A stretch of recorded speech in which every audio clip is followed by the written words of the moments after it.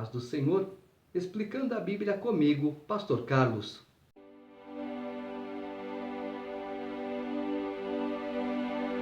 Primeira carta de Paulo aos Coríntios, capítulo 7. Quanto ao que me escrevestes, é bom que o homem não toque em mulher, mas por causa da impureza, cada um tenha a sua própria esposa, e cada uma o seu próprio marido. O marido conceda à esposa o que lhe é devido, e também, semelhantemente, a esposa ao seu marido. A mulher não tem poder sobre o seu próprio corpo, e sim o marido. E também, semelhantemente, o marido não tem poder sobre o seu próprio corpo, e sim a mulher. Não vos priveis um ao outro, salvo talvez por mútuo consentimento, por algum tempo, para vos dedicardes à oração, e, novamente, vos ajuntardes, para que Satanás não vos tente por causa da incontinência. E isto vos digo como concessão, e não por mandamento. Quero que todos os homens sejam tais como também eu sou. No entanto, cada um tem de Deus o seu próprio dom. Um, na verdade, de um modo, outro de outro. E aos solteiros e viúvos, digo que lhes seria bom se permanecessem no estado em que também eu vivo. Caso, porém, não se dominem, que se casem, porque é melhor casar do que viver abrasado. É muita coisa sobre o casamento. Paulo está dizendo apenas o básico. Olha, você tem a sua esposa, que seja a sua única esposa. Você tem seu marido, que seja seu único marido. Vocês têm um momento em que tem que estar juntos. Ah, mas a esposa não quer. Você tem que ver as condições da mulher naquele momento. Ah, mas o marido não quer. Você tem que ver as condições do marido naquele momento. Porque vocês estão numa briga.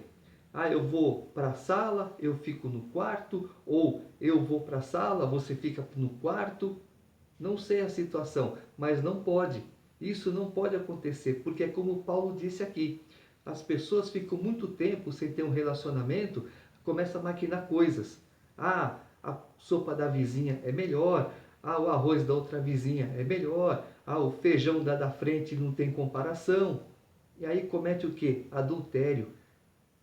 Visto, pego, acaba em separação. Não é isso que Deus quer. Então, se vocês quiserem se separar por algum momento, que seja de comum acordo da esposa, do marido, para quê? Para a oração. Vamos tirar esse período de jejum, vamos jejuar, vamos orar, vamos estar na presença de Deus.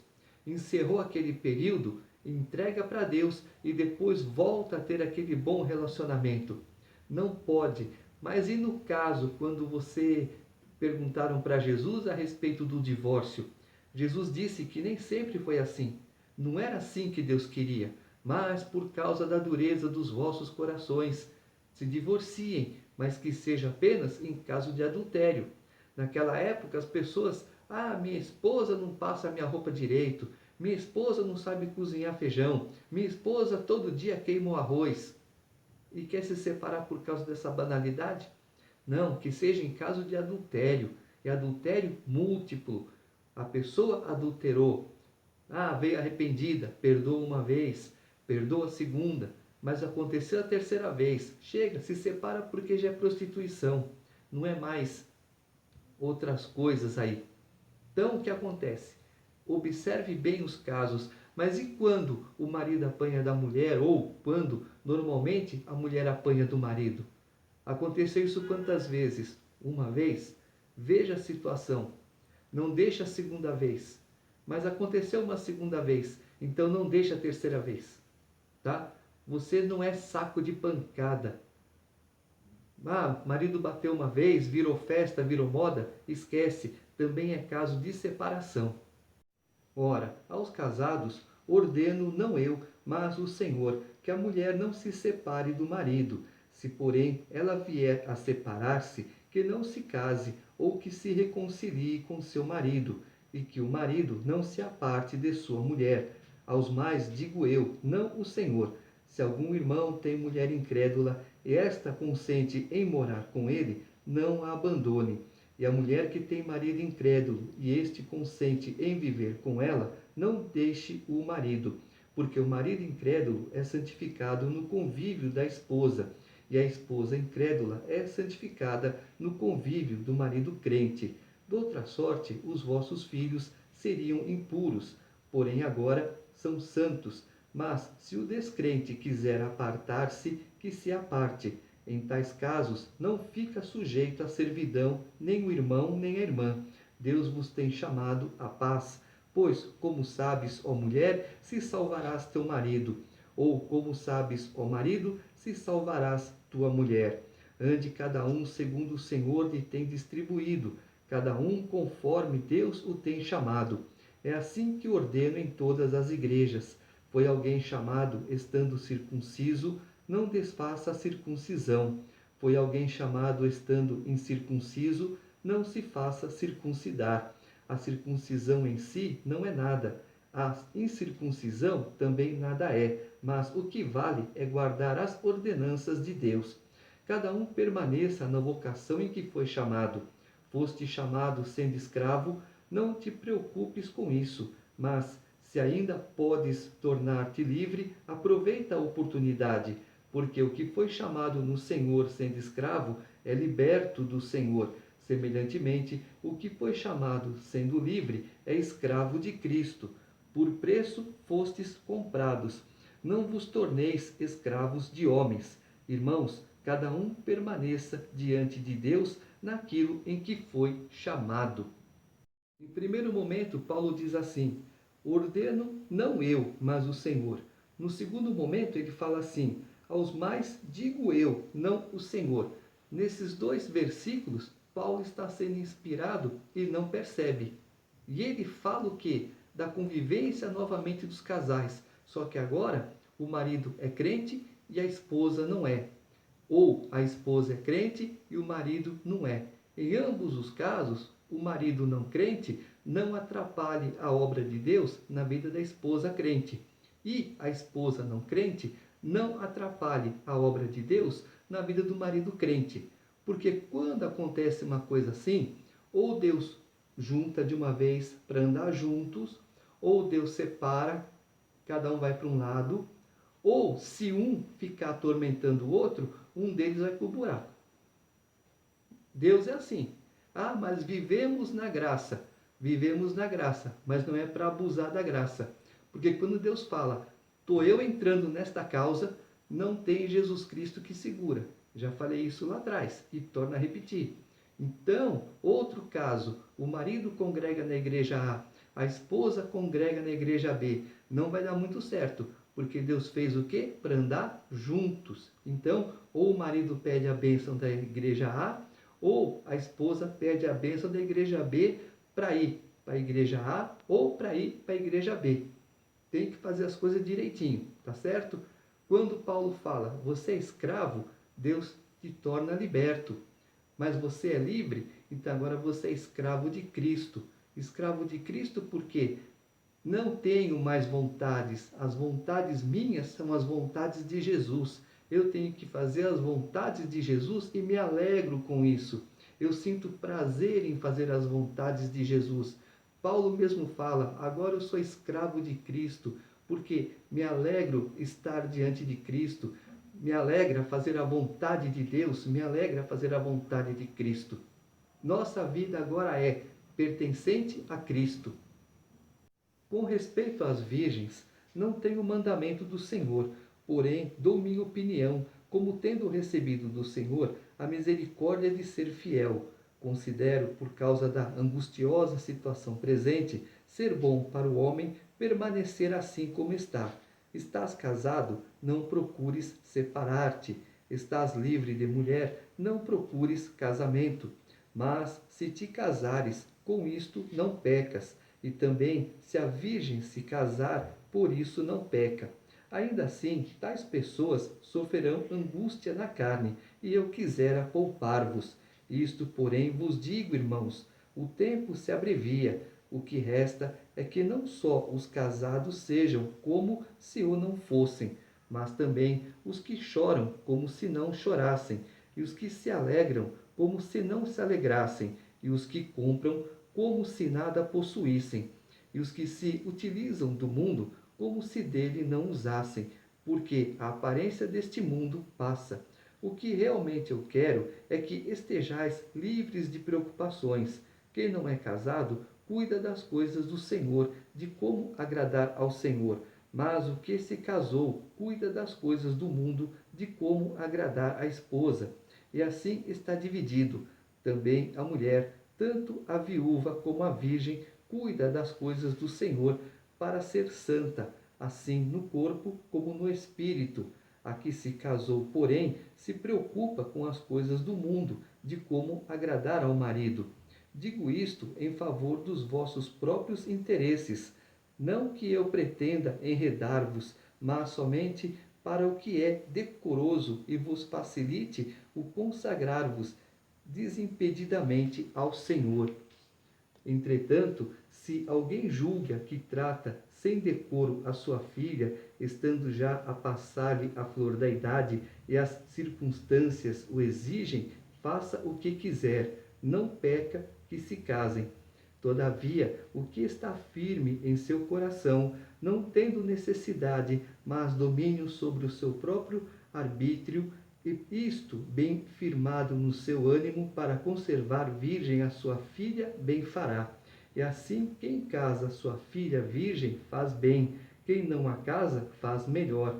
A mulher está ligada enquanto vive o marido. Contudo, se falecer o marido, fica livre para casar com quem quiser, mas somente no Senhor. Todavia, será mais feliz se permanecer viúva, segundo a minha opinião, e penso que também eu tenho o Espírito de Deus. Paulo não é contra o casamento. Paulo está dizendo o seguinte: você que é virgem, pode se casar. Você que é solteiro, pode se casar. Você que é viúvo, também pode se casar. Mas eu dou meu conselho para você: permaneça como vocês estão. Não se separem. Tem casos e casos para a separação. Você esqueceu de adoçar o café, não é motivo para se separar da sua esposa. Então, Paulo ele foi casado. E qual a vida de Paulo depois que conheceu Jesus? Viajar, andar pelo deserto, passar fome, passar sede, passar calor, passar frio. E quem é? Qual é a mulher que suportaria isso? A de Paulo com certeza não. E na dúvida, não, eu vou me casar com aquela pessoa, que aquela pessoa vai me acompanhar. Sinceramente, eu vou ficar como estou porque eu não vou fazer uma aposta. Eu não quero passar nervoso com a mulher gritando na minha cabeça, que eu vou ter que viajar, que eu vou ter que andar, que eu vou ter que ir, que eu vou ter que voltar, que eu vou chegar nas igrejas, vou encontrar confusão, que vão me prender, que vão me açoitar, que vão não sei o quê. Paulo já estava prevendo tudo isso, por isso que ele preferiu ficar solteiro.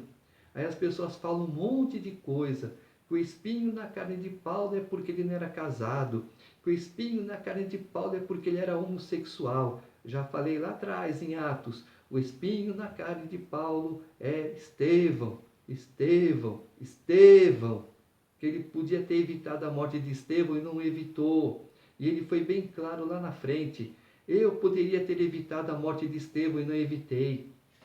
Tá certo? Então, vai ler Bíblia, para de falar bobagem a respeito de Paulo. Paulo, conhecendo a vida de casado, sabendo que às vezes o marido tem uma opinião e a mulher uma opinião contrária, ou a mulher tem uma opinião e o marido uma opinião contrária, ele fala: é para evitar essas coisas que eu digo para vocês, não se casem. Ah, mas vocês têm um abrasamento interno que, se não tiver agarrado com um homem, se não tiver agarrado com uma esposa, o que você faz? Cai na lascívia, cai no pecado. Então, para evitar o pecado, vocês se casem. Mas já que vocês se casaram, que a sua esposa seja única, que o seu marido seja único. E acontece isso, a pessoa pensa que fazendo o que ela bem quer é o que ela está fazendo de correto. Não, eu faço o que eu quero, eu posso, eu mando. Sim, você faz, você pode e você manda. Só que tem o quê? As leis de Deus. Cuidado para não encontrar as leis de Deus. Capítulo 8.